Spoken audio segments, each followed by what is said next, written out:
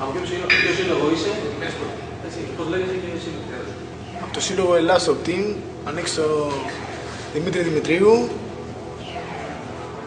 Ωραία, και λέγεσαι? Λέγομαι Νικολέης Κωνσταντίνος. Γιατί δεν έπαιξες?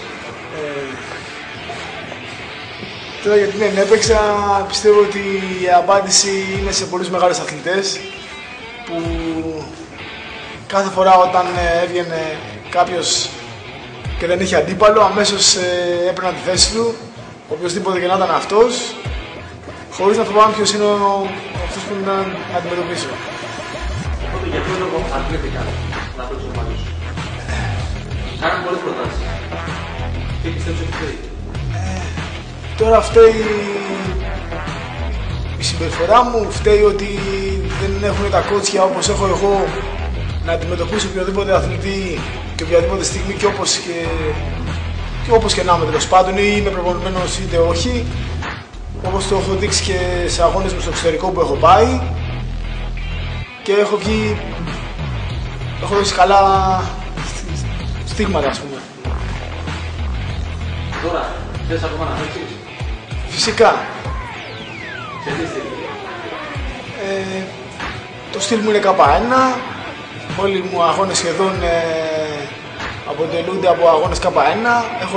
Έχω κάνει κάποιες εξαιρέσεις σε αγώνες MMA, Muay Thai με αγώνες για να βουλώσω κάποια στόματα εκεί πέρα, γιατί λένε ότι ο Νικολαίδης δεν παίζει και το παίζει μόνο σε λόγια κτλ.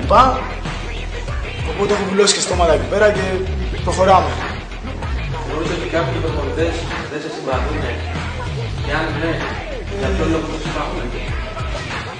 Υπάρχει κόσμος που με ξέρει ποιος είναι ο Νικολαίδης. Τώρα αν κάποιοι, δεν θέλω να πω σε ονόματα,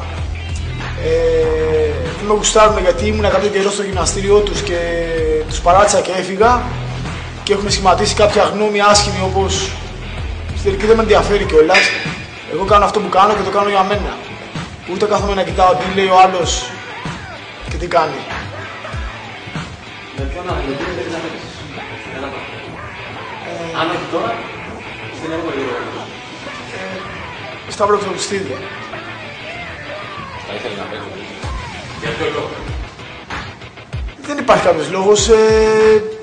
Θεωρείται ένας από τους καλύτερους αθλητές αυτή τη στιγμή και πάντα με ενδιαφέρουν αυτές οι αντιμετωπίσεις. Να αντιμετωπίσω τον πιο δύσκολο αθλητή που θεωρούν ότι είναι καλός.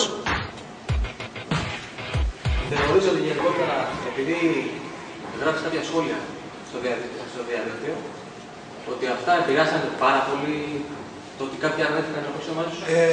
Τα σχόλια μου πιστεύω δεν έχουν να κάνουν με έναν αγώνα που θα κάνουμε πάνω στο ring.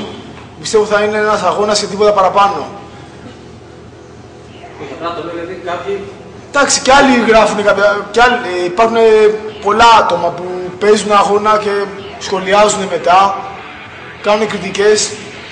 Εξάλλου αυτή είναι η ζωή. Να δέχεσαι την κριτική του άλλου, όποια και να είναι αυτή. Μήπως υπάρχει κάποιο παράδειγμα που θα πρέπει να μας πεις από κάποιο περιστατικό που έχει σχολιάσει κάτι και έχεις δεχτεί, ας πούμε, κάποιο πόλεμο? Είτε με αγώνες είτε με τίποτα. Τώρα δεν μου έρχεται κάτι στο μυαλό, αλλά υπάρχουν διάφορα. Τώρα δεν είναι... Θα πάω στην άκρη όμως αυτά. Δηλαδή κοιτάω να κάνω αυτό που θέλω εγώ σαν Νικολαίδης. Όχι αυτό που προσπαθούν κάποιοι άλλοι να πετάξουν στη φορά. Αν γίνει πρόταση για αγώνα με θα παίξεις? Γιατί όχι. Μου είπες πριν θα πάρεις μεγάλα γάτια. Ναι, φυσικά θα βάλω τα γάτια μου. Εντάξει. Οπότε όποιος καλός και όποιος θέλει να το γυρίσουμε και σε διαφορετικό, το παίζω και εκεί. Λοιπόν, θες κάτι να πεις σαν επίλογο, να κλείσεις? Τι να πω, ένα μεγάλο μπράβο στους διοργανωτές Παναγιώτη Σόζο και Δημήτρη Δημητρίου που είναι ο δασκαλός μου. Να πάει καλά διοργάνωση, να βοηθήσει ο κόσμος για να μπορούμε και εμείς σαν αθλητές και οι διοργανωτές που κάνουν τους αγώνες να μπορούν να υπάρχουν και επόμενοι αγώνες και να υπάρχουν και ταλέντα που πιστεύω ότι δεν τους ξέρουν κάποιοι. Αυτό. Εντάξει.